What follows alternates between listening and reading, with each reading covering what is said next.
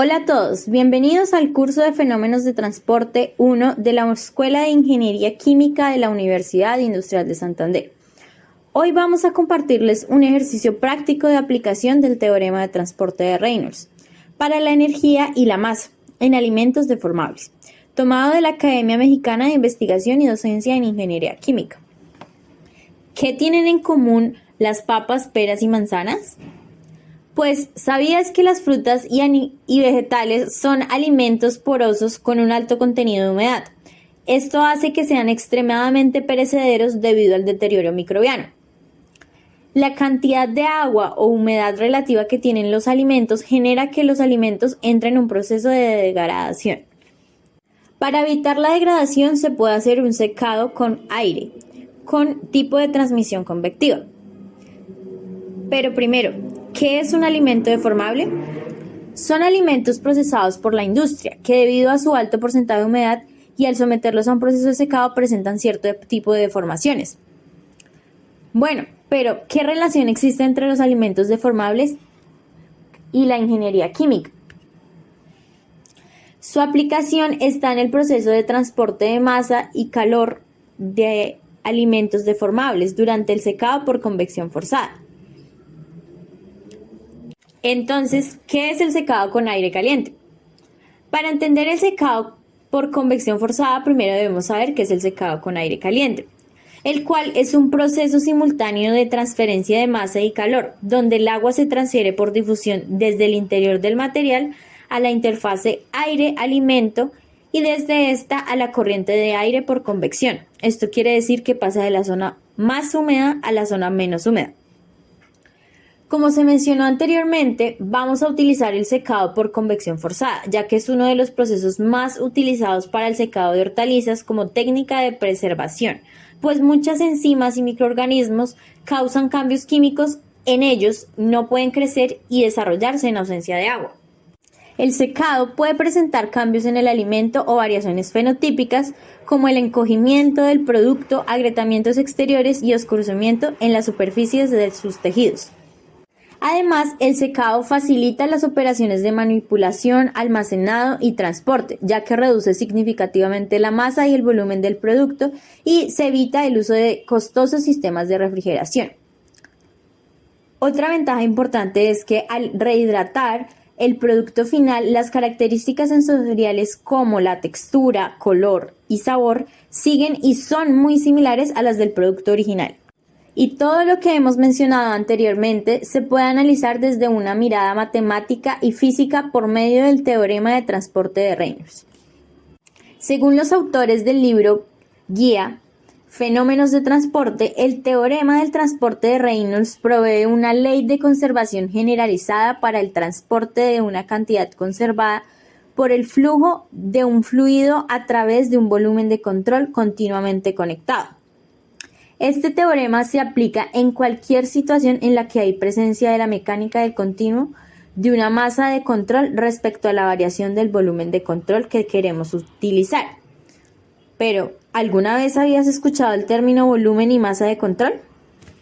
Para comprender mejor esta definición, se tiene que el volumen es un sistema abierto, en un lugar fijo en el espacio que cumple con la hipótesis del continuo y la masa del control es la cantidad de material a la que hacemos un seguimiento. Ahora vamos a enunciar los pasos para desarrollar este modelo fenomenológico basado en la mecánica del medio continuo, considerando la deformación como producto de una pérdida de contenido de humedad volumétrica, utilizando este teorema de transporte de Reynolds y acoplándolo a la transferencia de masa y calor. Primero, preparar la muestra.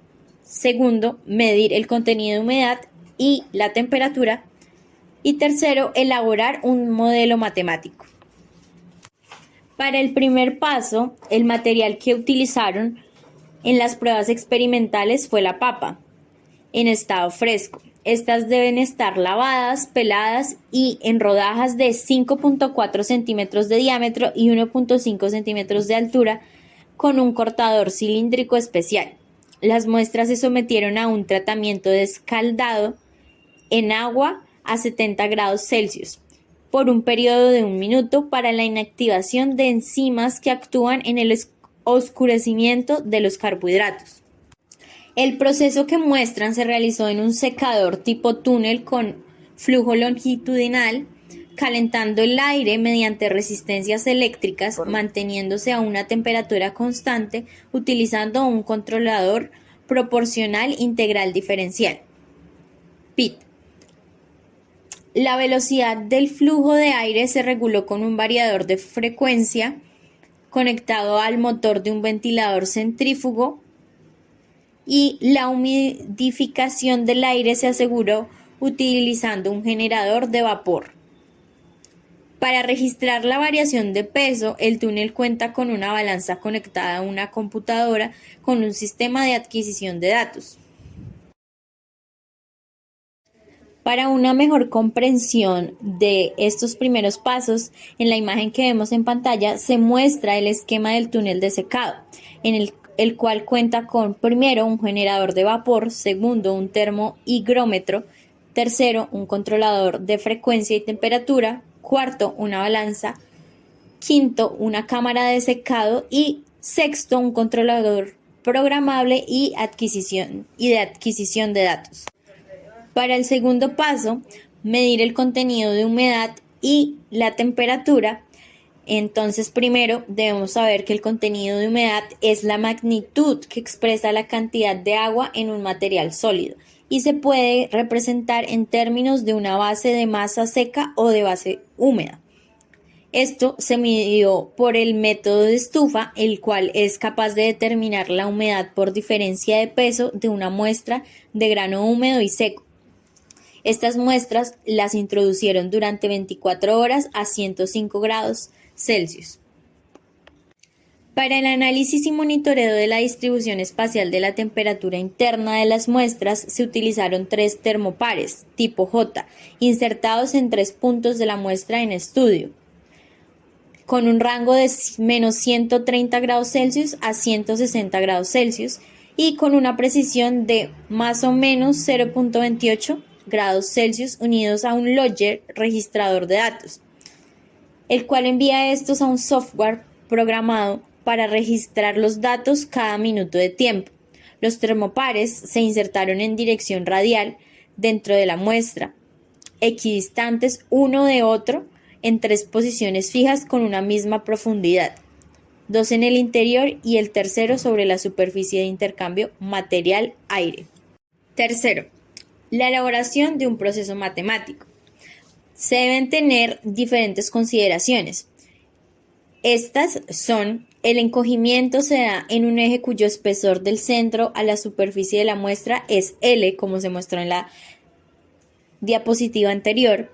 No existe generación de calor, la transferencia de masa se da por difusión y se espera que tenga un coeficiente de difusión efectivo.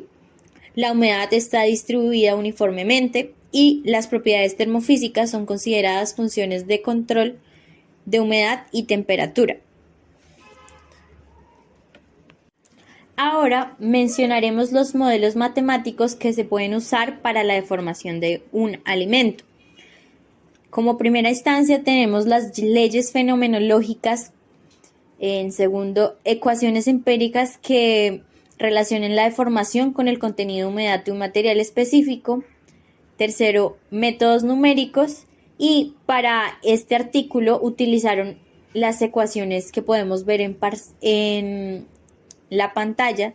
Estas son ecuaciones diferenciales parciales para las ecuaciones de transporte de calor y masa, donde las variables de estudio son la escala de tiempo, el contenido de humedad, la temperatura y la posición de interfase.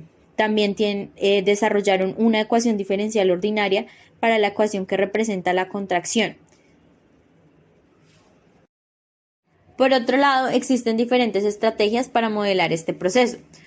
Esto depende del enfoque que se tome, como puede ser microescala, mesoescala, multifase, macroscópico, microestructural y transporte. El artículo guía permite predecir la pérdida de humedad mediante la utilización del teorema de Reynolds. Se evidenció la utilidad de las leyes de conservación de masa y calor, así como leyes constitutivas para un medio continuo en la deformación de alimentos. y se debe considerar otros fenómenos para mejorar la predicción del proceso y mejorar la calidad del producto deshidratado, como la evolución de temperatura, degradación, encogimiento y la formación de bolsas de aire.